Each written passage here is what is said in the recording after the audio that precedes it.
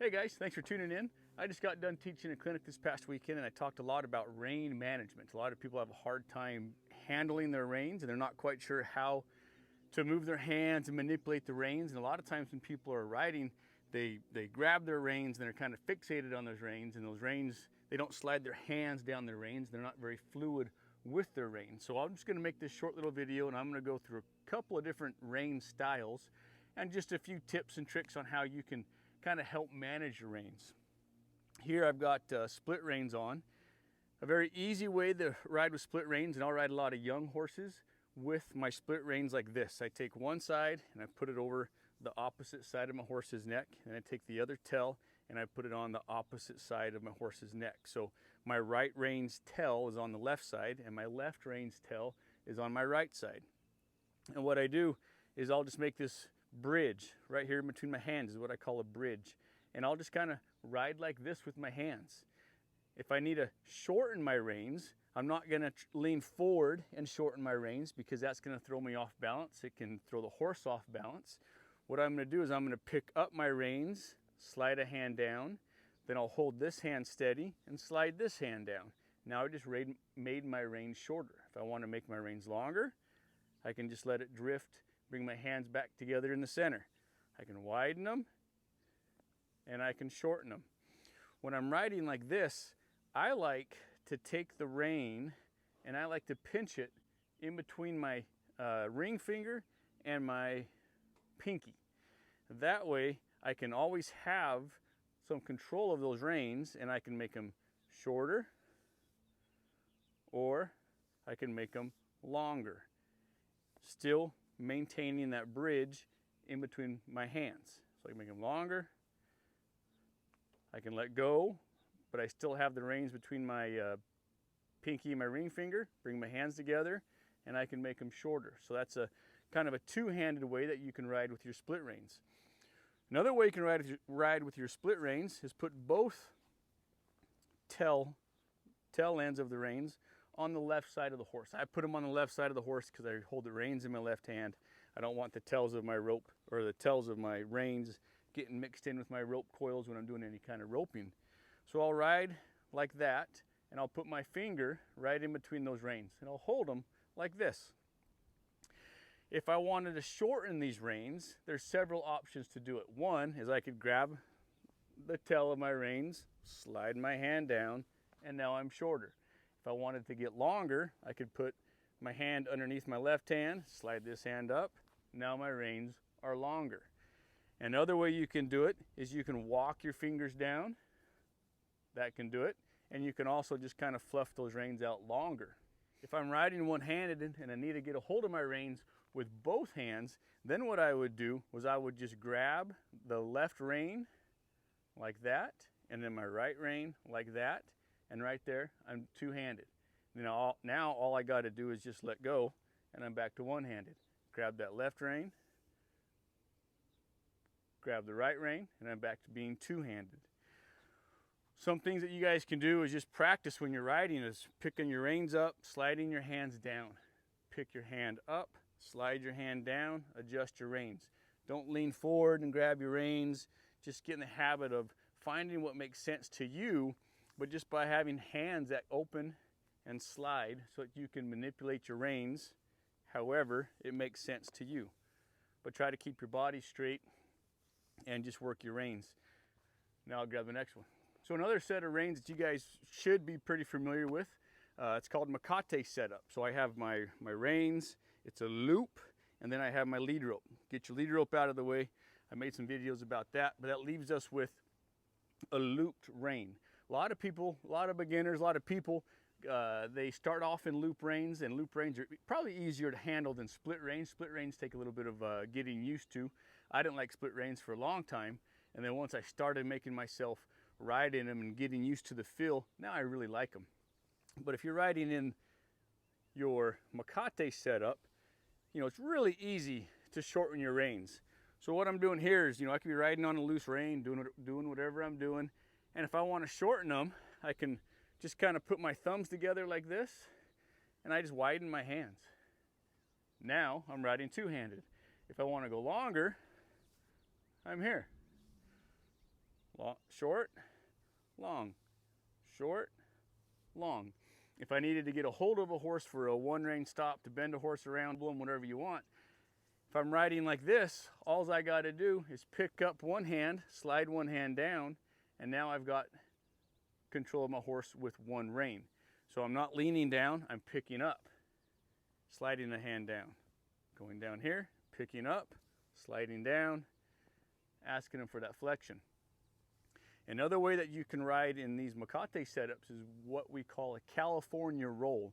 So if I'm riding with my big looped rein and they're really long, these ones aren't really long for this horse, I might lengthen them out if I were to be riding this horse.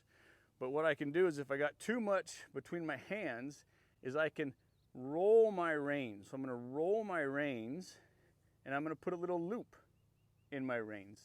And the reason we do that is just so that it takes up slack in the rein. And now I'm riding with a little bit of loop in my left hand, and you can ride it in your right hand or your left hand. But now I have shorter reins and I don't have as much slack flip-flopping as I'm riding. So all I did was took that rein and I twisted it and then brought it together, and now I'm holding that loop. I like doing that because when I'm riding, I have that loop there, but if I want to make it longer, want to make my reins longer, just let that loop slide through my hand. For instance, say I want to be riding one-handed in a snaffle bit and I have that loop in the middle there. If I wanted to turn to the left, I would just let that right rein slide as my hand went to the left. And if I wanted to go to the right, I would let that left rein slide as I went to the right. Now notice that my loop just got smaller, so I kind of ran out of turns. You can just grab that loop, make it bigger, and kind of reset. Now I can get my turns in there, letting that rein slide. If I'm roping, I got coils in my hand, I might have a loop in this hand, I might not be able to grab that loop, so you can always bite that loop. Now my loop's bigger, now I got those turns in there. Another way that sometimes I'll ride in a Makate setup is I'll just double it up like this, and I'll just pitch that tail over the left side of my hand. And I'll do that a lot when I'm roping in this kind of setup, because what I can do from here is I can get my turns the exact same way that I got with the California roll, but I don't have that roll to worry about. I can still let a rein slide, pinch, slide down, and I can still let a rein slide to get my turns. So that's another way you can ride in your Makate setup one-handed. A great exercise to do is when you're riding, just be riding on a nice loose passive rein without a California roll, and just practice sliding that hand down, letting go with the right hand, grabbing with the left hand, picking it up, sliding it down. Get real used to having open hands so that you can slide down those reins and adjust as needed. Ride with your California roll. Ride without it. Don't look at your hands, build your California roll. Get your turns one-handed. Don't look at your hand, make your loop bigger. So that's some ways that you can manage your reins while you're riding in a Makate setup. The other set of reins that you guys might see is what we call romal reins, or reins and a romal. So what I have here is I have a set of looped reins going down to my bit, and then I have this end here, and this end here is called the romal. And what it is just it's a quirt that they attach to the rein. So it's now reins and a romal. And you'll ride in this one-handed. You'll ride in this in a shank bit. It's more refinement, higher education for the horse and for the rider. But the way you ride with a set of these is the reins come up through the bottom of your hand and they come out the top of your hand. So you're holding them just like this. Now, my other hand's gonna hold that romal. These are really easy to get used to, because if I want a long rein, I just open my hand and I'm on a long rein. If I want a short rein, I'll just grab my reins and I'll pull up on my romal just like this. Now I've got a short rein. Generally speaking, when you're riding with this setup, your horse is pretty responsive to the outside rein. He's following your body cues, and you don't need to kind of G-hom two-handed. But I can help my horse with his turn. So say I want to go to the left and he's not really understanding, or he needs a little bit of help. I can take the tips of my fingers and pick up that left rein, and that's going to help bring his nose around like that.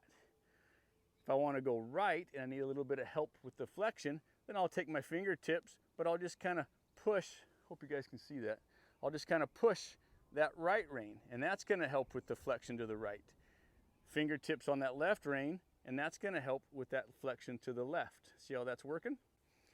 And another way that we can do this, and I'll do this a lot when I'm working at the higher gates, like say I'm working on a side pass or just want a little bit more flexion at a higher gate. What I can do is, if my hand's holding the reins between my thumb and my index finger, I can just grab my left rein. Now watch what's going to happen. See how I built this little loop right here? That's going to give me more contact on that left side. I can go back to my middle. Now I can pinch the right rein, and I can just pick up on that right rein. Now I have a loop in that right rein. Now I'm talking to that right side more than the left side. So I can pick my hand up, grab that left rein, put a little loop right here.